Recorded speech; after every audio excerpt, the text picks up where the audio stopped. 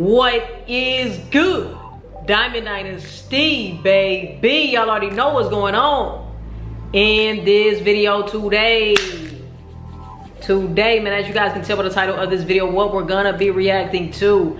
I have no idea what is going on in this case with Karmelo Anthony, but I have seen it on my timeline so many times, and I just have not gotten the chance to sit down and actually watch a video on what the situation is about. I know somebody got killed. I heard that it's something about, I don't know if it's a race thing or whatever the case is, but we're gonna go ahead and get into this video. I'm pretty sure a lot of you guys already heard about this, so I haven't heard anything other than what I've seen on the titles on my YouTube timeline. I have not seen any information on this at all. So let's go ahead and get into the video, man. Make sure you tell a friend to tell a friend to tell their Aunt, your mama, tell their Uncle Joe he's still a hoe. Let's get right into the video, man. Let's get it. There's no self-defense, because if you are afraid the day before where you have to take a weapon to school, why not notify your parents? You getting ready to run track with other kids and you got a knife on you. No, man, you got to go to jail.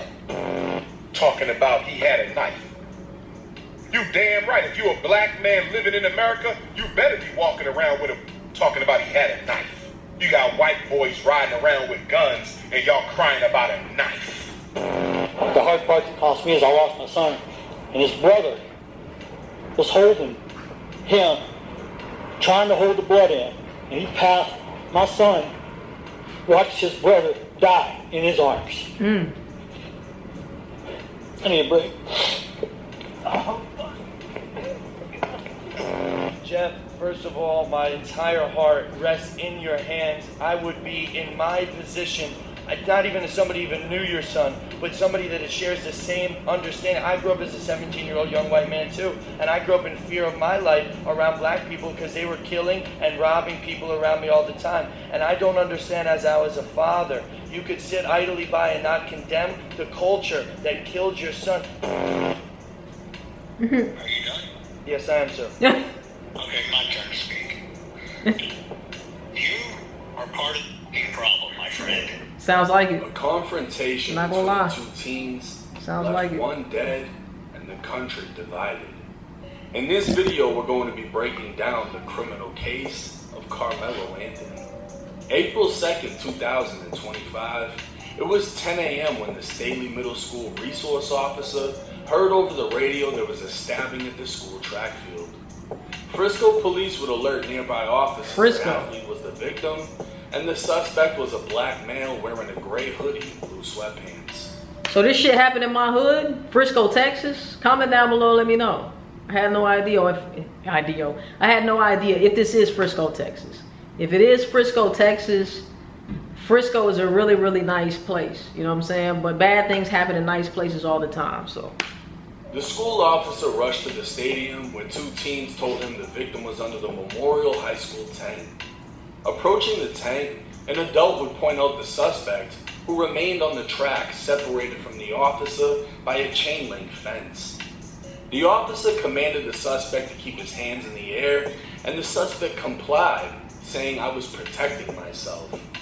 As the officer placed the suspect in handcuffs, the suspect said, "He put his hands on me." The officer sat the suspect on the ground while advising backup over the radio he had the alleged suspect. The suspect then stated, "I'm not alleged, I did it." By this point, the suspect had the right to remain silent, he just didn't have the ability.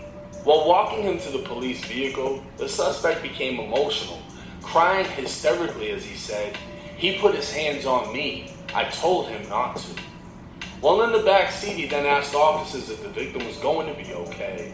The suspect would identify himself as 17-year-old Karmelo Anthony, a student from Frisco Centennial High. While this was going on, athletic trainers along with the Frisco Fire Department were attempting to save the victim. The weather turned to a heavy downpour of rain, causing the fire department to place a tent over the victim. A police officer began using his phone to photograph the crime scene, as others began taping off the area and moving non-essential people out of the stadium. Officers were informed the weapon used had been tossed, with a witness stating it was in the bleachers. Officers discovered the folding knife, partially open and still bloody, deciding to cover it with a tarp. An officer grabbed a backpack to weigh the tarp down, noticing it was the only backpack from Centennial High, as all the others were from Memorial. It was later discovered this was the suspect's backpack. The victim, identified as 17-year-old Austin Metcalf, was a Memorial High student. Investigators would learn the stadium was hosting a track and field championship with multiple schools in attendance. The stabbing took place under the Memorial High School pop-up tent in the visitors' bleachers. A witness would tell police he was sitting under the tent with his team and was near his teammate Austin as everything played out. Austin told the suspect, Karmelo, that he needed to move out from under their team's tent. Not only did Karmelo go to a different school, he was under their tent wearing Centennial High clothing. Karmelo grabbed his backpack, opened it, and reached inside telling Austin, "Touch me and see what happens." The witness told officers no one really thought Karmelo had any weapons, so Austin proceeded to touch Karmelo. Karmelo then told Austin to punch him and see what happens. A short time later, Austin grabbed Karmelo to tell him to move, and Karmelo pulled out what the witness described as a black knife, stabbing Austin once in the chest before running away. Austin began grabbing his chest, telling everyone to get help, and shortly after, he'd lose consciousness, stop breathing, and never wake up again. 2 more witnesses were found breathing heavily and crying, one of which was identified as the victim's younger brother. He was unable to say much, but his friend said they were sitting on the bleachers under the Memorial High School tent. A male wearing a different school's clothes came and sat down, so Austin told him since he didn't go to Memorial, he had to leave the tent. While arguing, Austin was stabbed and the suspect ran. Austin's younger brother held on to his older brother as he lost consciousness, bleeding out in his brother's arms. It was 10:46 a.m. when Austin was brought into the trauma bay at the hospital. 7 minutes later, he was pronounced dead. His heart had been pierced and he bled to death. Officers listed student witnesses from Lebanon High, Liberty High, Memorial High, Frisco High, Independence High, and Emerson High. Centennial High's head coach told officers he heard his athlete confess to the stabbing, while 2 coaches from Independence High School witnessed the stabbing. Karmelo Anthony would be charged with first-degree murder and transported to the Collin County Jail. Under Texas law, even at 17 years old, Karmelo could and would be charged as an adult. His bond. One thing I can say, we don't play that shit in Texas, man. We don't play that. You come to Texas with the bullshit, you're going away for some time. Be set at $1 million. Immediately following his arrest, social media would divide black versus white. Some of the black community would come to the immediate defense of Karmelo, stating it was purely self-defense and he's only been arrested. I believe that you can only use a weapon like a knife, especially like a weapon like a knife, if you feel that your life is being threatened, if you feel in fear for your life. And I don't think Karmelo was in fear for his life. That's just my opinion. This is, to me, this is not a white or black thing. This is not a race thing at all. I'm just going based off of what the facts are that I am hearing and seeing right now. Let me know in the comment section down below how you guys feel. Because of the fact that his victim is white. They'd also claim the victim in this case was the aggressor. While GoFundMe doesn't allow funding lawyers for criminal cases, apparently GiveSendGo does, and over $500,000 has been raised for Karmelo, with a list of donation comments raising concern amongst journalists. One anonymous donation would label Karmelo an anti-bullying hero, a scholar, and a gentleman. A donator named... I'll say this, it's one thing to want to fight somebody, right? It's another thing to stab somebody, bro. Why are you stabbing somebody? You know damn well you were not in fear of your life. You know that. So, understand standing your ground. But what will possess you to pull out a knife and stab somebody when your life is not at risk. Your life is not threatened right now, bro. If anything, duke it out. Duke's a hazard. Put your dukes up. Nobody wants to fight no more. What's the problem, man? Why do these YNs want to stab and shoot each other? Why can't nobody go back to the old days and put them dukes up and fight, bro? Like men, like young boys. What happened?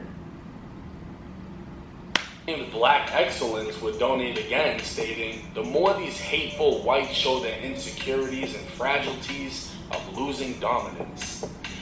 It's one thing I hate, man. When it comes to these high-profile cases, a lot of the times you will see that they try to make it a race thing. Society wants people to be divided because the more divided you are, the more that they can conquer. You have to realize, man, it's beyond race. But they are trying to make this shit about race. Bro, this is not a race thing. This is about two young men, right? Crazy. They both now have we have two young men that have lost their lives. One to the system and one to the grave. Over nonsense. That's what we are looking at right here. We're not looking at a race thing, in my opinion. Unless we see some more things that come out, I don't see this as a race thing. I think it's I don't want to say a generational thing, but it seems like these young guys growing up, especially the young boys that are growing up, they don't want to fight anymore, bro. I don't know if it's a social media thing to where they don't want to get punked, so they rather shoot you or stab you so they can take the W, which really you just took an L, bro. You just took an L. That person could die, which means you might as well be dead because you're going to be in prison for probably the rest of your life. This is just stupid. Instead of taking an L, whether or not you win or lose, win, lose, or draw, if you get out there and you fight regardless, bruh, that makes you more of a man than stabbing or shooting somebody, bruh. You know, like, come on, bro. Come on. Love, light, and justice to King Karmelo. Rock from Atlanta would comment, "We are the defenders of our lineage. This is America, and these flat whiteness immigrants from all over the world has always been open enemies towards foundational black Americans from day one. No more." Some in the white community would also speak out, stating this wasn't self-defense, it was flat-out murder. Many would be enraged at the fact that Austin's killer was being praised for being black and killing a white. The donations spoke for themselves, literally. And many have also stated if the races were reversed and the victim was black, there would be riots and looting. Karmelo's actions in Austin's death was now being politicized and used by radicals on both sides to justify prejudice. In simpler terms, it didn't matter who was right or wrong because the ones speaking out don't care about Karmelo or Austin, they care about their own agenda. Things would heat up again on April 14, 2025, when Judge Angela Tucker reduced Karmelo's bond from $1 million down to $250,000. She also agreed to release him based on his clean criminal record and his athletic/academic background. Karmelo would then be released under the conditions he wear an ankle monitor and be supervised by a parent at all times.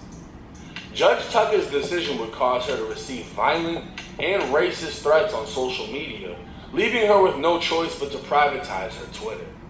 Judge Tucker's personal security has also been temporarily increased as the FBI investigate anyone who released private or personal information about her, as they plan to charge those responsible with unlawful disclosure of a resident's address or telephone number in obstruction or retaliation. Karmelo and his family would also be targeted through death threats and harassment. People would visit his home, loitering and taking pictures, while others would make false food delivery orders and send hate mail, including Austin's obituary. It became common for people to circle the home in their vehicles to essentially provoke. Strangers at door is pretty fucking stupid, man. If you show up at somebody's door and you get blown the fuck away, pretty sure Texas has a stand your ground law. So before you try to show up on somebody's door trying to be funny, just know that you're at risk of getting blown the fuck away and the person being in their right to do so. fear and intimidation. Karmelo's family would have no choice but to use donation funds to relocate to an undisclosed location. But this harassment wasn't one-sided. Frisco police would receive a phone call reporting a shooting at Austin Metcalf's father's home. Another shooting would be reported at his mother's home. Damn. This would happen a total of 3 times, all 3 being fake reports known as swatting, in which an anonymous person contacts police and they respond to what they believe to be a violent situation. And it's false. Swatting has even led to innocent people being killed by police.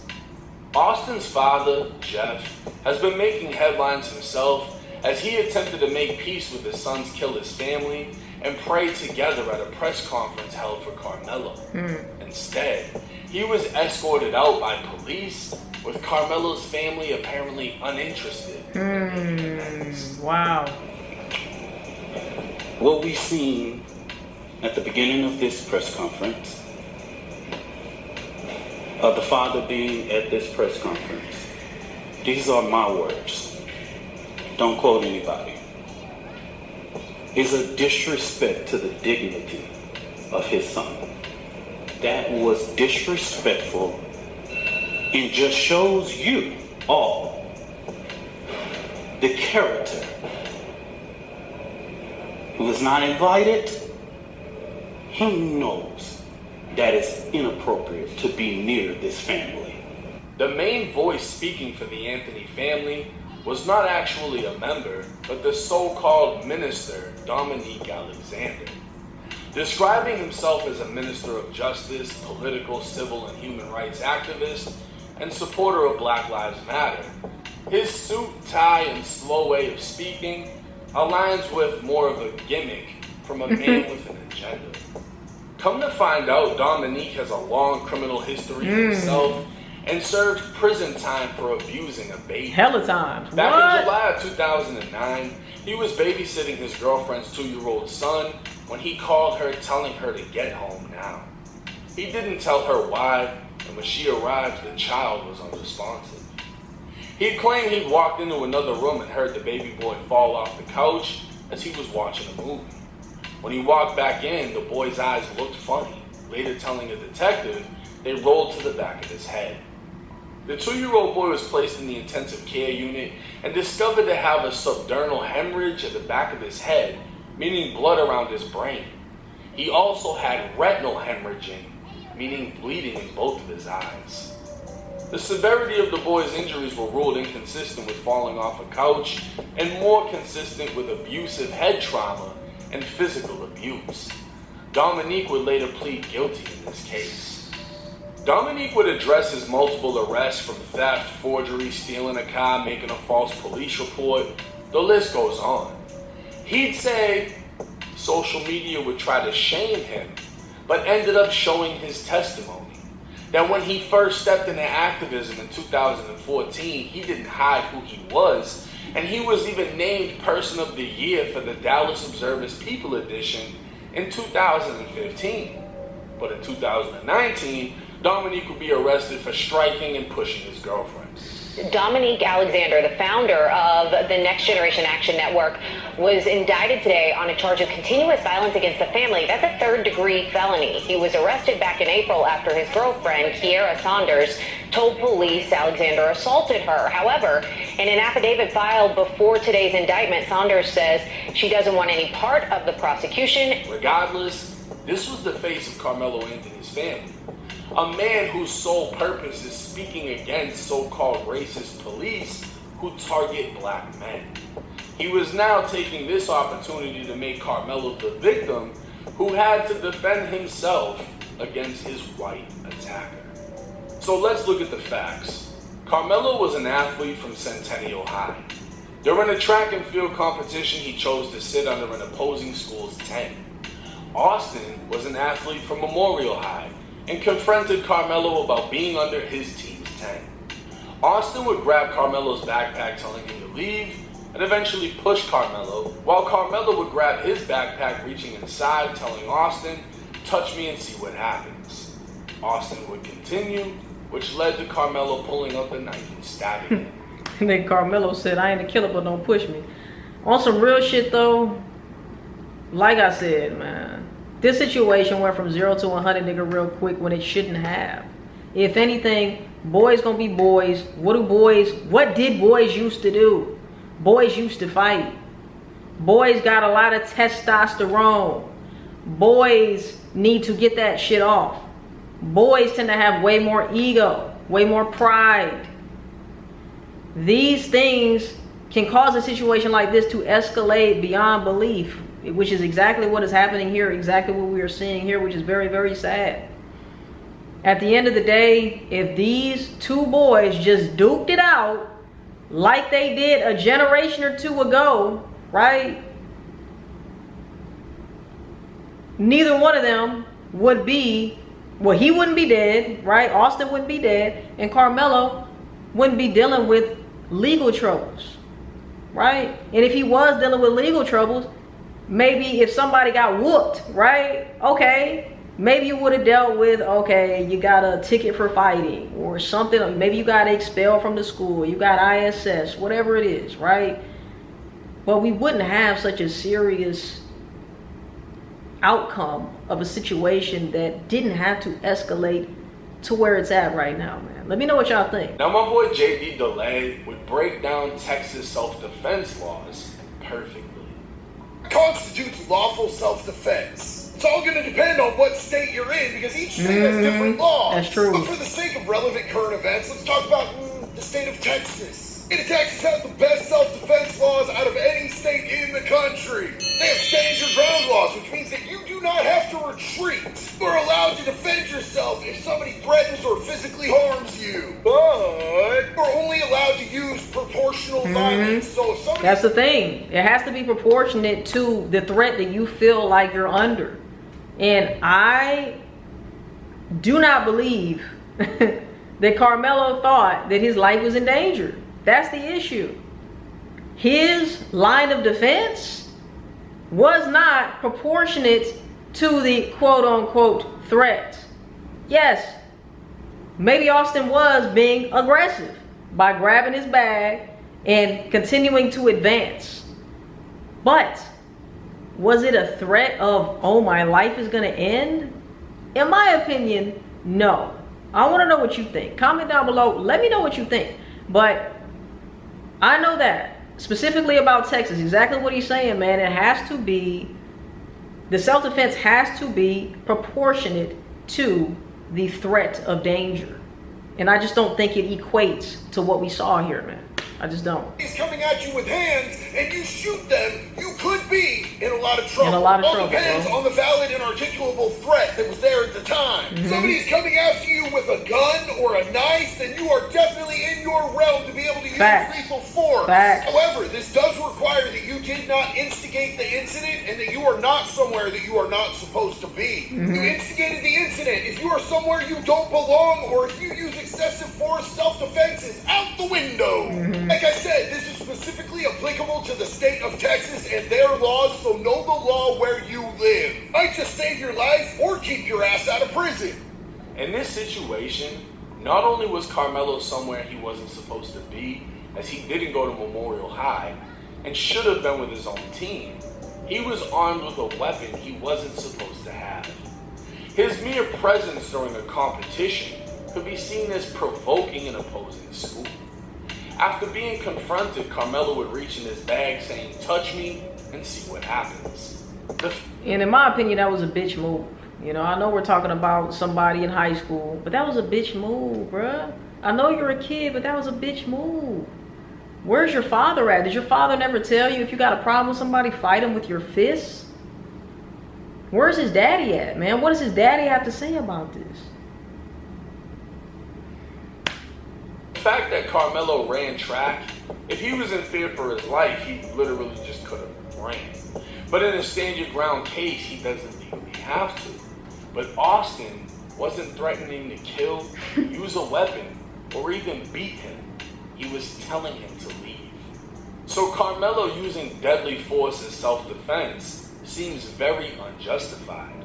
But also telling someone, touch me and see what happens, can qualify as instigating the incident. If a gang member walks to a rival gang's territory... I'm going to just say this. To be fair, right? To be fair, they were both in the wrong in some way or another. I'll just say that, right? We got two, like I said, these are two young boys. They're going to have ego. They're going to have pride. They're going to have that chip on their shoulder. They're going to want to prove themselves. He had his buddies behind him. I don't think Karmelo had anybody. But we got to know that boys going to be boys. But the problem is, this never should have escalated to using a weapon. Right? If anything, Karmelo could have swung on him. Okay, cool. It's two boys that got into an argument, got into a scuffle. They fought. It was what it was. It never should have escalated to this. It's not a white and black thing. Daring a rival gang member to touch him so he can legally kill him, that doesn't qualify as self-defense.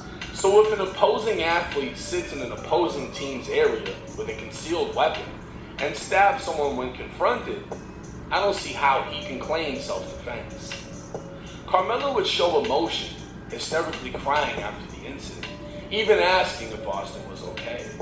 This shows compassion. And while a former FBI agent claims from her experience Karmelo was using an insane Vice Lord's gang sign while holding an AK-47, the full picture would show Karmelo at a friend's house holding a BB gun in which the orange tip has been removed. No more extreme than Austin and his brother holding real guns. Karmelo wasn't a thug. He came from a nice job with two parents in an affluent area. He held a job at a kid's Foot Locker, was captain the football team and track team. Should he have had a knife? No. But how many teen boys have carried pocket knives? Just because he's black doesn't mean he was looking to stab someone that day. I think teenage pride and ego led to an irreversible decision. I think regret and compassion should weigh on the scale of justice. Yeah, and I think first-degree murder is excessive, because I think in order for it to be first-degree murder, and you can comment in the comment section down below whether or not this is true, but I believe for it to qualify as first-degree murder, it has to be premeditated. And like old boy said, I think 1090 Jake, yeah, like he said, I don't think that it was on Karmelo's mind to like stab Austin or anybody else for that matter. You know what I'm saying? Like, just because you have protection on you, you have it just in case. Like he said, it was two young boys smelling their armpits and shit, you know what I'm saying? And smelling themselves, feeling like, oh, you know, I'm the biggest and the baddest. It was a battle of egos, and unfortunately it escalated to the point of what we are seeing now. This has nothing to do with fucking race. I hate when the media tries to play race against race, when we are all one race, which is what race? The human fucking race, bro. We're the human race. I don't care if you're white, blue, purple, yellow, or green. I fuck with you. If you're a good person, meaning me well, right, spreading positive vibes, I don't give a fuck what your race is. You are a part of my race, the human race, my nigga. That's all there is. All this white, black, and trying to put us against each other, to fight each other and to divide us. I'm not going for that. And I'm hoping if you're watching this video, you're not going for that either.